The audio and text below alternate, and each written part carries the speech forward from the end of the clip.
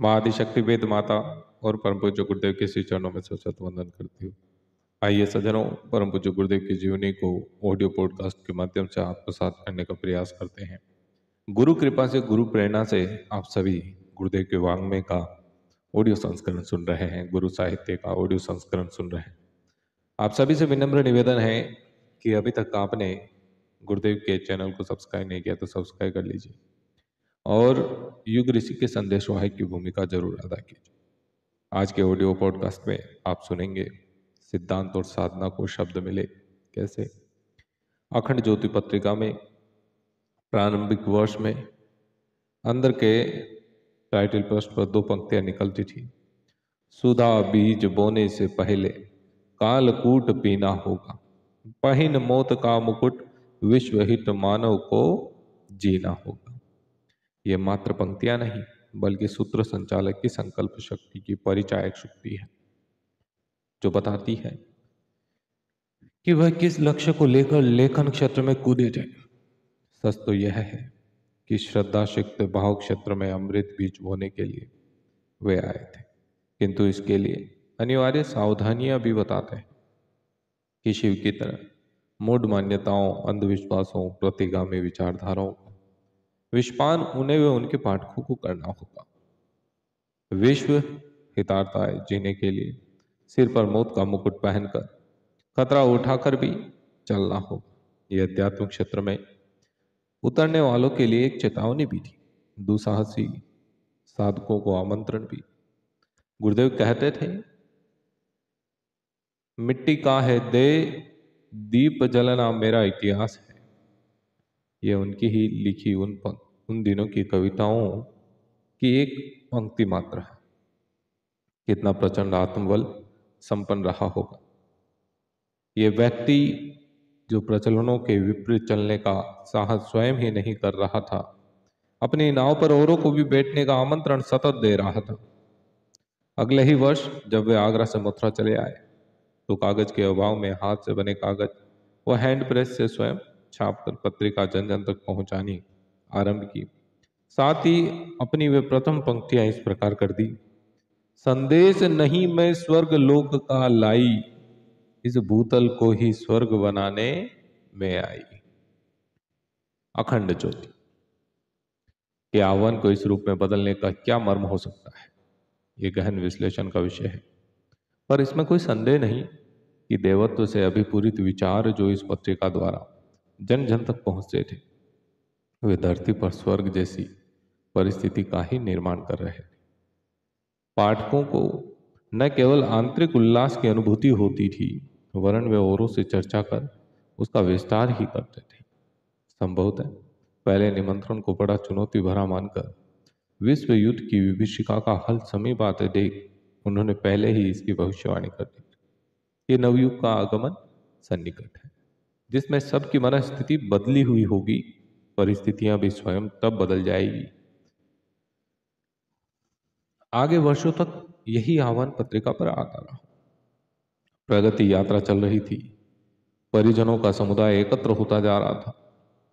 फरवरी 1947 के अंक में उन्होंने लिखा कि साधु बाबाओं, तांत्रिकों, मांत्रिकों और चमत्कारी फकीरों की पोल खोलने का समय अब समीप आ गया है। नोट दूनी करने वाले, तांबे से सोना बनाने वाले, मन की बात जानकर आशीर्वाद देकर माला माल कर देने वाले धूर्त आज भी अपना उल्लू सीधा करते देखे जाते हैं। लोग उनके हाथों लूट कर शर्म के कारण या उनके चंगुल में फंसे रहने के कारण सही बात नहीं बताते। इन सब की पोल खोलते हुए इस विशेषांग में उन्होंने सबको सतर्क किया था कि यह अध्यात्म नहीं है। इस प्रवृत्ति से सतर्क रहें, औरों को भी सावधान करें। अपनी पत्रिका में उन्होंने लिखा, पूरे भारतवर्ष की यात्रा करने के बाद खरे और खोटे का अंतर हमारी समझ में आ गया। उचित यही है कि धूर्त लोग जिन हथकंडों को अपनाते हैं उनका रहस्योद्घाटन सार्वजनिक रूप से कर दिया जाए, ताकि सर्वसाधारण ठगी के इस जंजाल से बचे। एक दो व्यक्तियों को बताने से तो वह संभवतः इसकी आड़ में धंधा कर सकते थे, पर सार्वजनिक रूप से बताने पर ऐसा नहीं हो। इन्हीं दिनों योग के नाम पर मायाचार नामक पुस्तक उन्होंने प्रकाशित की। सद ज्ञान ग्रंथमाला के इस 67वें 1968 में, पुष्प के 1948 में प्रकाशित होने के साथ ही जादूगरी या छल, जीवन के गूढ़ गुत्थियों पर तांत्रिक प्रकाश, वैज्ञानिक अध्यात्मवाद, गायत्री की दिव्य शक्तियाँ, श्री समृद्धि शक्ति के अनुदान, गायत्री ही कामधेनु जैसी पुस्तकें भी प्रकाशित हुई। स्पष्ट था कि सिद्धि चमत्कारों को लेकर आमतौर पर लोगों के मन मस्तिष्क में बैठी दुर्बलता को मिटाने, उसके स्थान पर अध्यात्म के सशक्त पक्ष को उभारने में लगे थे। गायत्री का तत्वज्ञान लिखने के पहले उन्होंने उस कूड़े की सफाई की जो मन मस्तिष्क में संव्याप्त था। अध्यात्म दर्शन पर आधारित इस पत्रिका में मात्र आत्मा, परमात्मा, परलोक, पुनर्जन्म का ही विवेचन नहीं था, अपितु उन्होंने शिक्षा, स्वास्थ्य, परिवार निर्माण, मनोविज्ञान, राजनीति, समाजशास्त्र सभी की अध्यात्म के घेरे में लेकर उसकी ऐसी सटीक व्याख्या प्रस्तुत करना आरंभ कर दी कि वह सुग्राह्य शैली सहज ही सबके गले उतरती चली। वर्ष में एक पूरा अंक मनोविज्ञान को समर्पित रहता था, जिसमें मनोवैज्ञानिक विधियों द्वारा व्यक्तित्व विकास के रहस्य समझाए गए थे। स्वास्थ्य विशेषांक में आहार विहार के संयम से लेकर रोगों का घरेलू उपचार, जीवनी शक्ति, संवर्धन सब शामिल था। शिक्षा और परिवार निर्माण को भी गहराई तक प्रवेश कर अध्यात्म की परिधि में समझाया गया। जिन दिनों वैज्ञानिक अध्यात्मवाद शब्द लेखकों की लेखनी के नीचे आया भी नहीं था, उन दिनों वे योग साधना के वैज्ञानिक पक्ष को उद्घाटित करते हुए 64 पृष्ठ की एक किताब 1946 में प्रकाशित कर चुके थे। आज तो परिजन उसका बड़ा परिवर्तित स्वरूप पढ़ते हुए पाते हैं, किंतु उस जमाने के हिसाब से वह प्रस्तुतिकरण अनूठा था।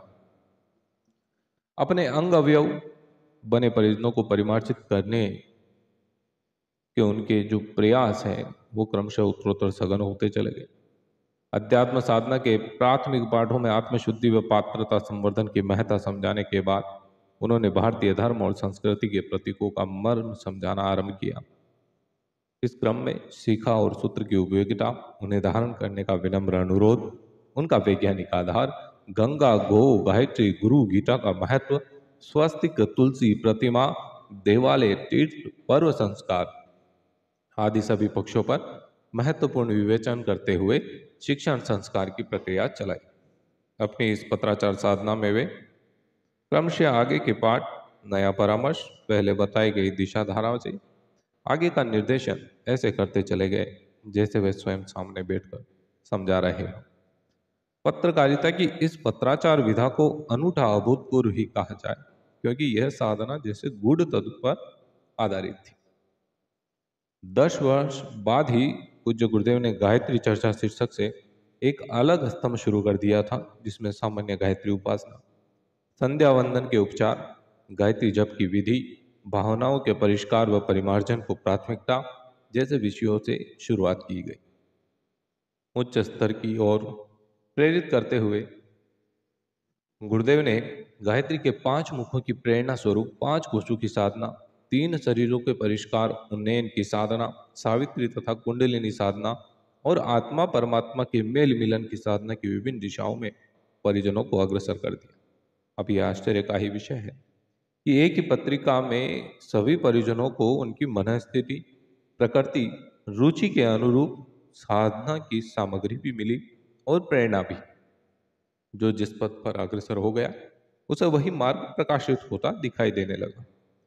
सामान्य सी शैली में सामान्य ढंग से कोई बात कहकर हजारों भिन्न प्रकृति के व्यक्तियों का समाधान करने की क्षमता अलौकिक और दिव्य ही कही जाएगी।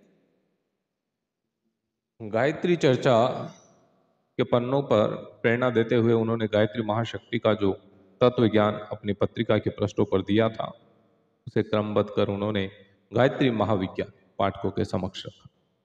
इसके पहले 5 खंड लिखे गए थे, फिर इसे परिवर्तित कर 3 खंडों में प्रकाशित किया गया।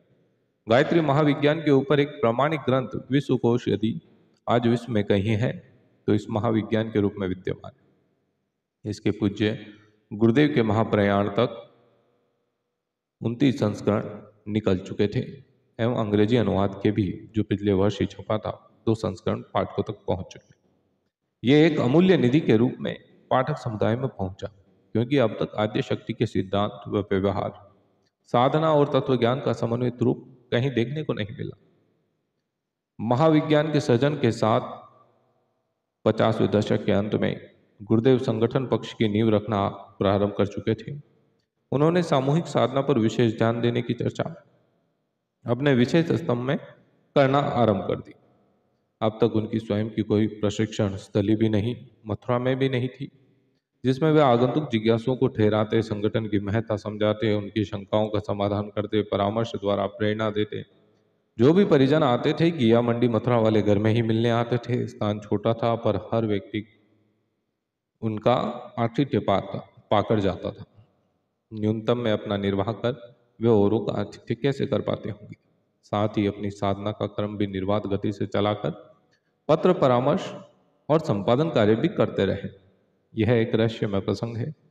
जो भी उनके पास आया, वह उनके और वंदनीय माताजी के भाव भरे सत्कार व सत परामर्श से निहाल होकर उनका होकर गया।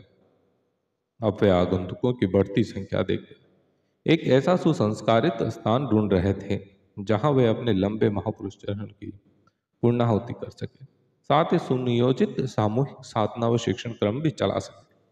यहीं से गायत्री तपोभूमि का शुभारंभ माना जाना चाहिए। यह एक महज संयोग ही नहीं है कि जिस वर्ष गायत्री महाविज्ञान खंडों में लिखा गया, उसी वर्ष देश को स्वतंत्रता मिली।